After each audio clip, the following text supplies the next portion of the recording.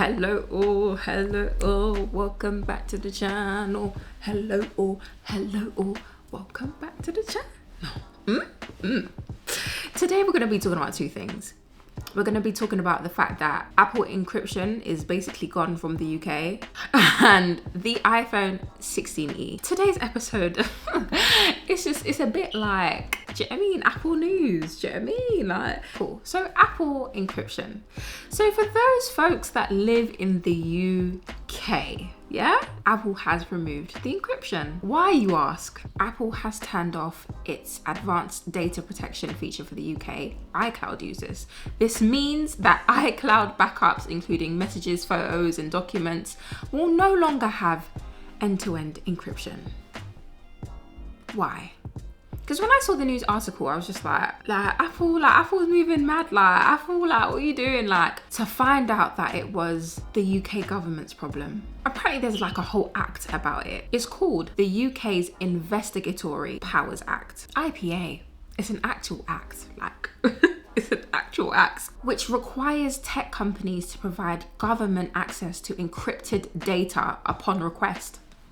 And because the UK government was forcing it, basically, they were forcing it. It was either you give us access to this or you can't sell iPhones in the UK. Apple's not gonna wanna do that, are they? No. So they have chosen to comply rather than losing access to the UK market. Don't you think it's funny? Hear this. Hear this. UK officials reportedly asked Apple to make these changes. Worldwide! Worldwide. So it wasn't just enough for the UK. Worldwide, yeah? Guys, part of the reason why, whether you agree with it or not, right? Part of the reason why some folks choose Apple over Samsung or over any other Android device, any non-Apple device, is because of the end-to-end encryption. Is because your privacy is actually your privacy. Like I said, whether you choose to believe that or not, that's what it is. That's what Apple advertise. That's a big seller for Apple. But now that the UK government is forcing this in the UK and worldwide, it begs the question. It begs the question. Is your iPhone even safe anymore? Is your Mac, is your iPad, is your Apple Watch? And for the one person out there that has the Apple Vision Pro, is it safe? Do you know what I mean? My thing is, they say it's for security reasons and regulatory reasons. If there was a criminal and he was, using his iPhone to do criminal stuff, the police would be like, oh, we need to see the person's phone so that we can, do you know what I mean, use it for evidence.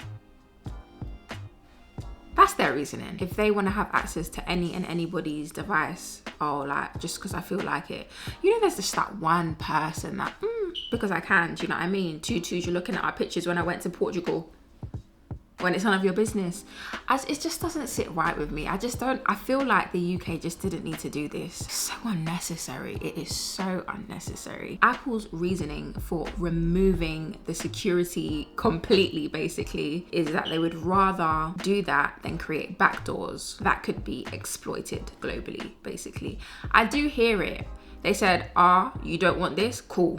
Removing it completely. There's not many countries that can force Apple's hand, but the UK managed to do that. Do you know how small the UK is? Anyway, cool. Cool, whatever. I don't even know what positive things, I mentioned the police thing, but you know what I mean? But there's just so many cons to this. UK users will have less secure backups, making data more vulnerable to hackers or government access. Number 2, other countries could actually demand the same thing. It leads to weaker encryption worldwide. Because the UK's done it, let's do it too. Tutus, nobody has the security feature. What? What do you mean? Number 3, one of the 3 major things here.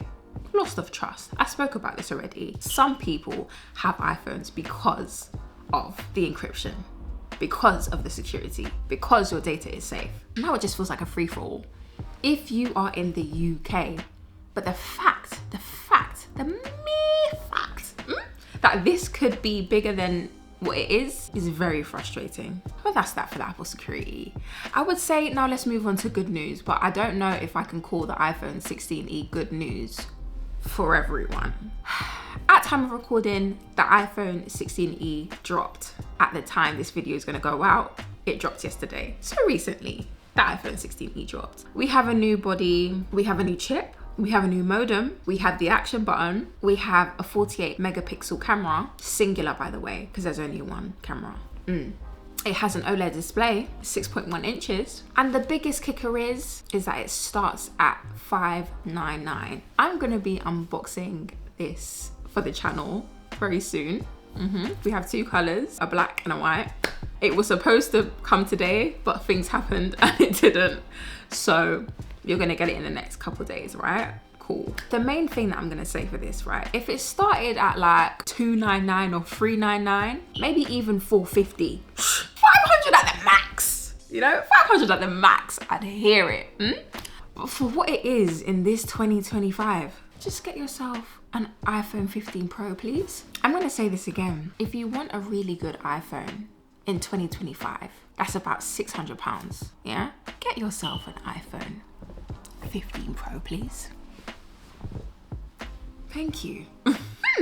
Because I need you to know, not only does the iPhone 16e start at $599, if you get the 512 gigabyte storage version, it goes up to $899.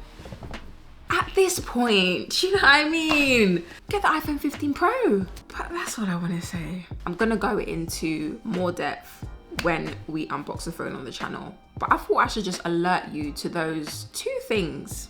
Those two major things that's going on with Apple at the moment. No more security in the UK. We have an iPhone 16e now. Tell me what you think. Tell me what you think of the news. Me, I'm unimpressed, disappointed. That's all I have for you. Just a quick, short little, just in case you didn't know, video, yeah? You're welcome. Thank you so much for watching. Make sure to like, subscribe, like.